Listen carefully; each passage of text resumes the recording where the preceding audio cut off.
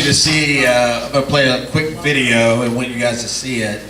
Let me give you a little context. So this afternoon I heard this report that the White House issue. Are you familiar with what's happening on the borders with the government separating parents from their children and sending parents one place, detention? These are folks that are coming to the U.S., trying to cross the border from like Honduras or El Salvador, coming up through Mexico, Guatemala, those kinds of places. And I lost it. So I heard this. I heard this on the. Hold on one second.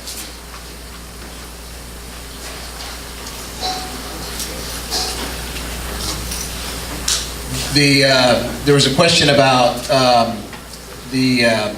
about what's happening on the border, and the White House was saying that, basically saying it's biblical to follow the law when it comes to this kind of thing about separating parents from their children, sending them. I don't know how many thousands of parents and children are now separated. You guys know? I mean, it's tens of thousands, isn't it? It's a lot. It's a lot, and these parents don't know where their children are. Sometimes they don't have communication. Often they don't have communication with them, and I've just been incensed by this. I think it's just it's freaking immoral. It's just wrong. And so this is a quick video on what some of this today. These children who are being separated from their families as they come across the border. The Attorney General earlier today said that somehow there's a justification for this in the Bible. Where does it say in the Bible that it's moral to take children away from their mothers? I'm not aware of the Attorney General's comments or what he would be referencing. I can say that it is very biblical to enforce the law. That is actually repeated a number of times throughout the Bible. However, this hold on, Jim, if you'll let me finish.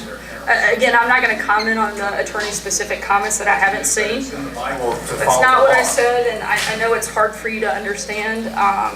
Even short sentences, I guess, but please don't take my words out of context. But the separation of illegal alien families is the product of the same legal loopholes that Democrats refuse to close, and these laws are the same that have been on the books for over a decade, and the president is simply enforcing them. Policy to take children away from their parents.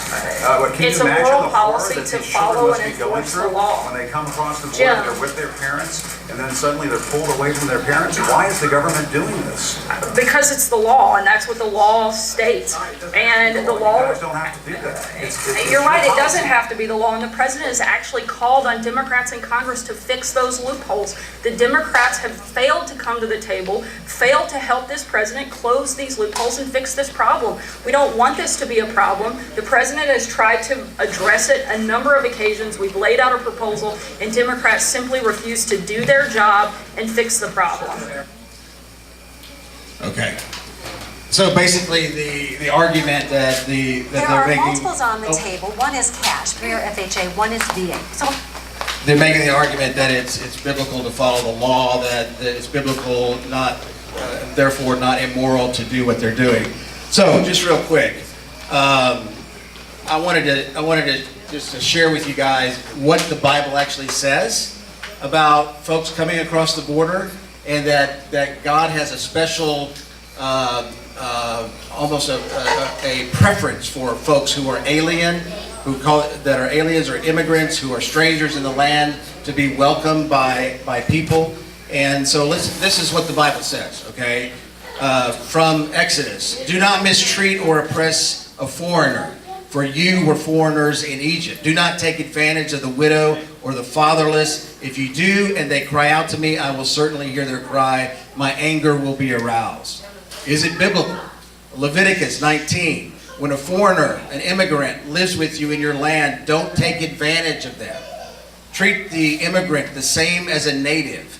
Love them like one of your own. Remember that you were once foreigners in Egypt. I am God, your God. Deuteronomy 10. Look around you. Everything you see is God's. The heavens above and beyond, the earth and everything on it. but it was your ancestors who God fell in love with. He picked their children. That's you, out of all the other peoples. That's where we are right now. So cut away the thick calluses from your heart and stop being so willfully hard-headed. God, your God, is the God of all gods. He's the master of all masters, a God immense and powerful and awesome. He doesn't play favorites, takes no bribes, makes sure orphans and widows and the immigrants are fairly treated, takes loving care of foreigners by seeing that they get food and clothing. Anyone, this is from the New Testament, James, there's several here, but let me give you one more. Anyone who sets himself up as religious by talking a good game is self-deceived. This kind of religion, the kind of religion that we hear spouted by in this press conference, this kind of religion is hot air and only hot air.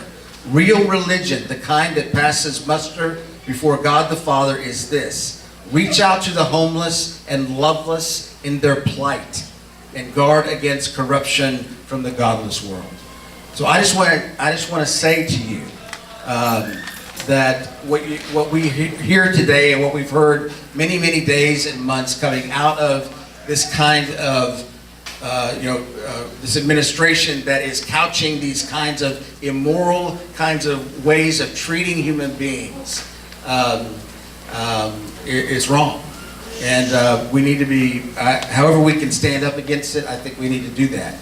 To put it in terms of this is what the Bible says. The Bible says we need to follow the law, and that means that we're supposed to do this kind of thing at our borders to separate mothers and fathers from their children. It's just crap. And so I'm a little fired up about this, but I want you to know this, okay? So Phil, where's Phil? He's not here. He's not here? Okay, I was going to show off. He was here. Huh? He was here. I was going to show off his T-shirt, but he basically he has a shirt that says, let's reach out to each other. When we have people that want to come around us, let's don't build a bigger wall. Let's build a bigger table so that we can include folks and love folks and learn how to belong together. So that's it for tonight. Thought for the night. Okay.